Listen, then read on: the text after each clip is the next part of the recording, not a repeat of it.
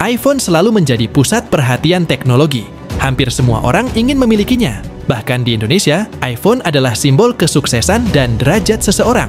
Tapi, di balik popularitasnya, ada kontroversi besar yang melibatkan kerusakan lingkungan, pelanggaran hak pekerja, dan ancaman privasi yang semakin parah.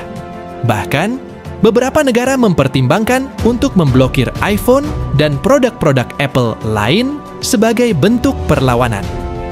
Kenapa bisa sampai seperti ini? Apa yang Apple lakukan sehingga mereka mendapat tekanan dari pemerintah dan aktivis di seluruh dunia? Apakah perangkat ini benar-benar layak dipuja? Atau kita sebenarnya menjadi korban dari strategi bisnis yang eksploitatif? Kali ini, kita akan bongkar 5 alasan besar kenapa beberapa orang berpikir bahwa iPhone mungkin seharusnya diblokir. Mari kita mulai.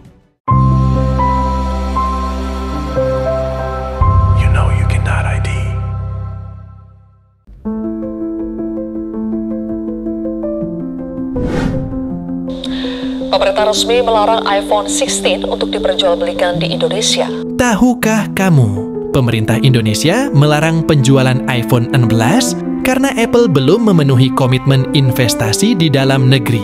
Dari ratusan miliar rupiah yang dijanjikan, masih ada sebagian yang belum direalisasikan. Hal ini juga terkait dengan syarat TKDN atau tingkat kandungan dalam negeri, yang mengharuskan setidaknya 40% konten lokal. Selain itu, ini bukan hanya soal komitmen finansial. Negara menginginkan Apple untuk membangun ekosistem produksi yang mendukung ekonomi lokal, baik dari segi tenaga kerja maupun fasilitas produksi. Perdebatan ini semakin tajam karena brand besar lain seperti Samsung sudah lama beroperasi dengan investasi lokal yang lebih komprehensif.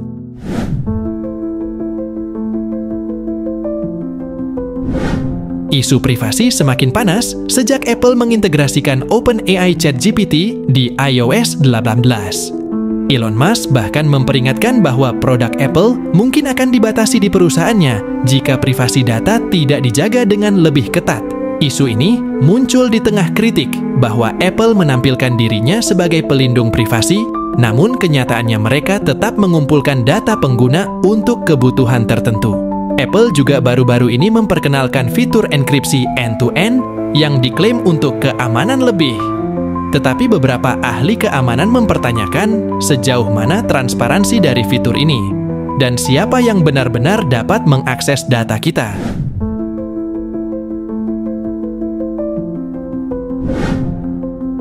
Apple sering menampilkan hasil shot on iPhone yang luar biasa. Tapi kenyataannya, mereka menggunakan banyak alat tambahan seperti gimbal, pencahayaan profesional, dan aplikasi kamera eksklusif untuk mencapai kualitas tersebut.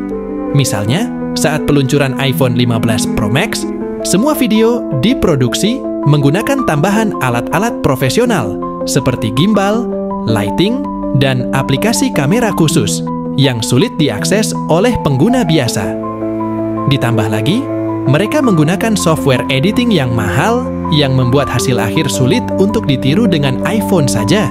Akibatnya, ada kesenjangan antara ekspektasi pengguna dan kenyataan.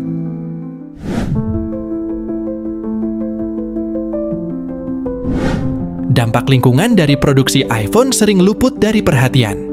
Meski Apple mengklaim peduli pada lingkungan dengan menghilangkan aksesoris seperti charger, laporan menunjukkan bahwa jejak karbon dari produksi iPhone justru semakin besar. Apple juga mendapatkan kritik karena penggunaan material seperti bahan tambang yang tidak ramah lingkungan. Bahkan, keputusan mereka menggantikan aksesori kulit dengan fine woven dianggap kurang tepat karena material ini tidak sekuat kulit, mudah rusak, dan tetap berkontribusi pada polusi karena tidak dapat terurai dengan baik di lingkungan.